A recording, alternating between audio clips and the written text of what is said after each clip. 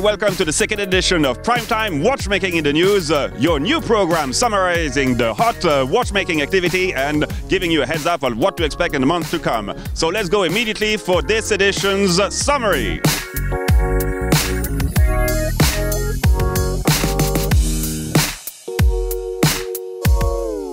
The news of the month has to go to Harry Winston's for the launch of the much-awaited Opus 14, first Opus revealed after the takeover by the Swatch Group in 2013. Harry Winston put together a very special event in Baden-Baden, Germany for this introduction, and we'll see in the future which platform they will use. Well, anyhow, by not using Basel, it sure frees them of not having to introduce a new Opus every year. We first expected much more of a classical, traditional approach to this watch, and they came with something radically different. Different both in terms of its design and its mechanical dimension with the introduction of a new complication, the jukebox function. This watch presents a strong American 50s feel to it, and this naturally caught us all by surprise. This watch was co-developed with Frank Ormy and Johnny Girardin, the watchmakers behind the Metamorphosis 2 by Montblanc seen last year. And to make it short, the Opus 14 allows its owner to display the GMT and date function and a special disc in a very original way by having an arm that pulls out of the functions plate and places it on some sort of turntable on demand. I fully understand that this watch is obviously a little bit controversial, and I think it was quite a bold move by Harry Winston to have done so. But at the same time, it's not because a watch costs a lot of money that it doesn't have to be a bit fun and needs to be strict or traditional. For the record, Harry Winston has partnered on a yearly basis with independent watchmakers to produce those exceptional timepieces, such as Jean-Marc Widerecht, Felix Baumgartner, Greubel Forsey, to name a few. And this idea originated from Max Büsser when he was at the helm of the brand. But one of the big changes with the arrival of the Swatch Group is that the watch that was presented was fully functional and had been thoroughly tested.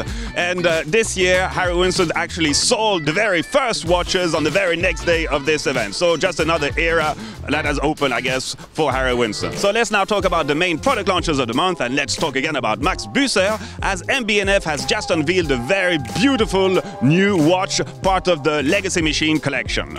This is a Legacy Machine Perpetual, and as its name says, it is a perpetual calendar. We know MB&F for its very original design. This is again the case, but this time they also brought some originality in the movement's development by re-engineering the normally used number of days per month used for QPs.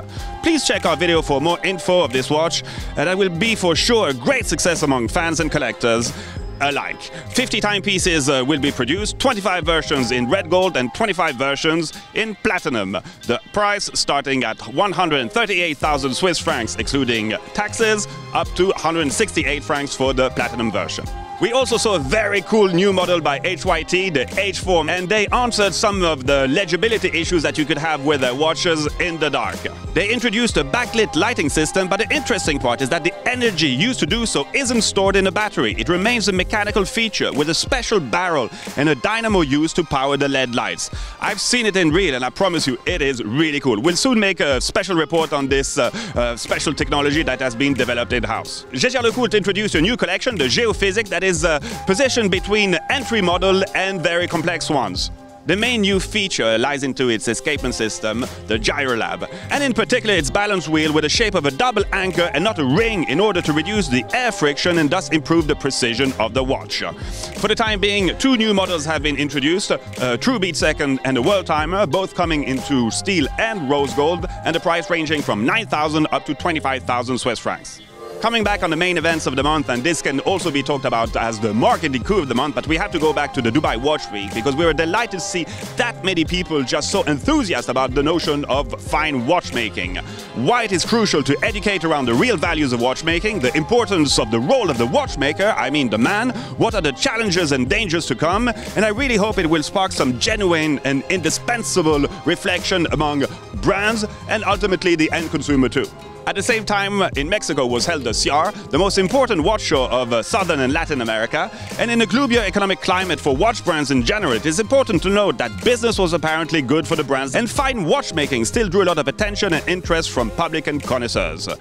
But one has to acknowledge, and the numbers recently shared by the Swiss Federation of the Watchmaking Industry reveal some slowdown in the export figures. The big surprise came from the US, where the slowdown was quite intensely marked in September. But let's stay positive and talk about the GPHG, the Oscars of watchmaking, where Greubel Forsey won for the second time the Aiguille d'Or, the best of the best prize.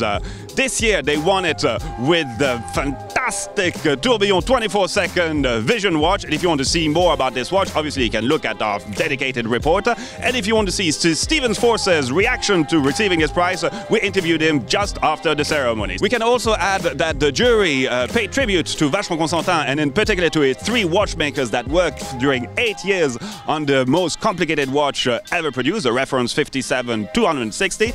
And if you want to see the reaction of all the winners, please check out our video that we made just after the ceremony. In October, we also discovered something interesting, because until then we thought that only the Omega Speedmaster was the only watch to have gone on the moon. Well, this is not exactly the case, as Dave Scott, one of the astronauts of the Apollo 15 mission, took his personal watch with him. And on the second outing on the lunar surface, the glass of his Omega just popped out, so he had to wear his personal watch for his next outing. For info, all the Omegas belong directly to the NASA, therefore the US government, and this was a unique occasion to get a private watch that had been on the moon.